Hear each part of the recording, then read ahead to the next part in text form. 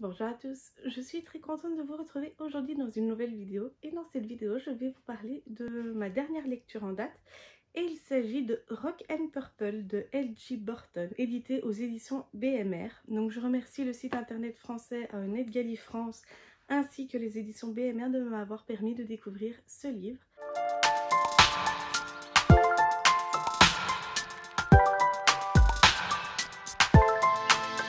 Tout d'abord, je vais commencer avec le résumé. Donc en fait, il s'agit de l'histoire de Ali qui a 24 ans, qui est libraire. Donc elle travaille dans une petite rue commerçante où tout le monde se connaît et tout le monde s'apprécie bien évidemment. Elle est très proche de son meilleur ami Diego. Sa pire ennemie est l'esthéticienne Cindy et elle s'entend très bien avec John le restaurateur ou alors Maryse, si je dis pas de bêtises, la fleuriste, et également Joy, la pâtissière. Donc c'est vrai qu'ils forment un joli petit groupe, mais c'est vrai qu'elle passe le plus clair de son temps avec Diego, son meilleur ami. Un jour, elle va franchir les portes du salon de coiffure de son meilleur ami et elle va y découvrir un nouvel employé et il s'agit d'Andy. Ce sera donc la personne qui va lui faire sa nouvelle couleur parce que oui, bien évidemment, Ali a les cheveux, comme vous avez pu le voir dans le titre, mauve, donc pourpre, enfin purple quoi, bien évidemment. Donc c'est sa couleur de cheveux, elle a décidé de faire ça pour vraiment se démarquer des autres. Et donc c'est Andy qui est le pro, on va dire entre guillemets, de la coloration et il va donc lui faire sa nouvelle couleur. Elle va en être ravie mais il va lui demander de venir au salon toutes les semaines, si je dis pas de bêtises, pour suivre l'évolution de sa coloration, pour voir un petit peu quel mélange il va devoir faire la prochaine fois.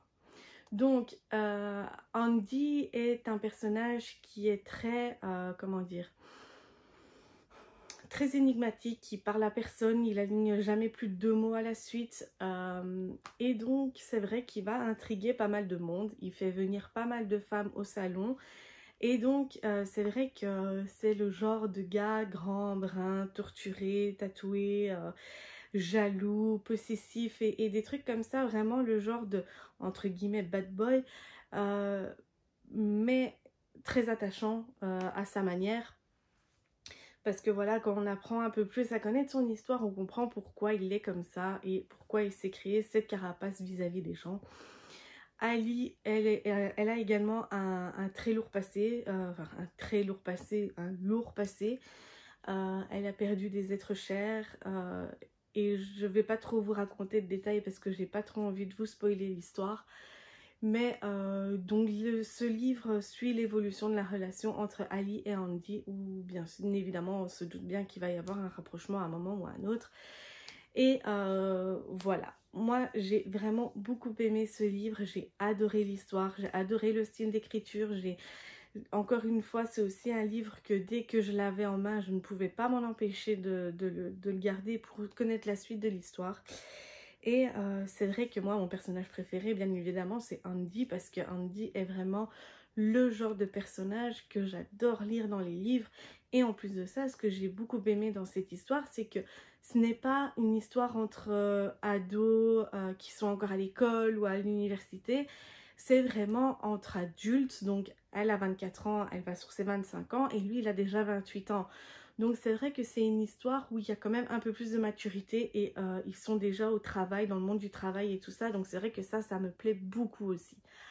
En ce qui concerne donc les personnages, j'ai adoré le personnage d'Andy, le personnage de Diego parce que vraiment je trouve que c'est le genre de personnage, c'est le genre d'ami qu'on rêverait toutes ou tous d'avoir dans notre entourage. Celui-là qui est là malgré les problèmes, celui-là qui est là pour nous soutenir, celui-là qui est là vraiment pour montrer son réconfort et tout ça. Donc vraiment Diego et Andy sont mes deux gros coups de cœur de ce livre. Bien évidemment il y a Ali aussi. Mais elle c'est plus pour son originalité, sa manière de voir la vie et tout ça. Et bien évidemment les personnages que j'ai détestés, il s'agit de Cindy, si vous avez lu le livre vous allez comprendre pourquoi. Le personnage de Jack aussi, donc le meilleur ami d'Andy, celui-là je ne peux pas le piffer non plus. Malgré que vers la fin on remarque qu'il est quand même un peu humain entre guillemets. Mais sinon c'est vrai que Jack c'est vraiment le personnage que j'ai le plus horreur dans ce livre. Et donc, je pense, voilà, les autres sont vraiment des personnages secondaires, même encore plus que secondaires, parce qu'ils arrivent une fois de temps en temps dans l'histoire, mais vraiment rien de plus. J'ai également énormément détesté le papa d'Andy, parce que lui, ça aussi, si vous avez lu le livre, vous savez pourquoi. J'ai pas trop envie de vous raconter non plus, parce que j'ai pas envie de vous spoiler toute l'histoire, mais je tenais à ce que vous sachiez que c'est un gros coup de cœur pour moi. J'ai également, comme pour le précédent livre que j'ai lu, que vous avez vu la semaine passée, que je vous laisse ici ou là, dans le petit i, donc il s'agit du souffle du bonheur. J'ai également créé mes petits marque-pages à l'effigie donc de Rock and Purple, où on peut voir également des phrases qui m'ont le plus plu. Donc ici, c'est une phrase tout le monde a des complexes, tu ne devrais pas t'arrêter à des réflexions de ce genre. C'est toi qui ériges des barrières à ton bonheur. Tente ta chance, on n'a qu'une vie. Et alors le deuxième, c'est l'amour peut aussi bien être un tremplin dans la construction de soi qu'une arme brisant tout ce que vous êtes parvenu à réaliser. Donc c'est vrai que ça, c'est deux phrases.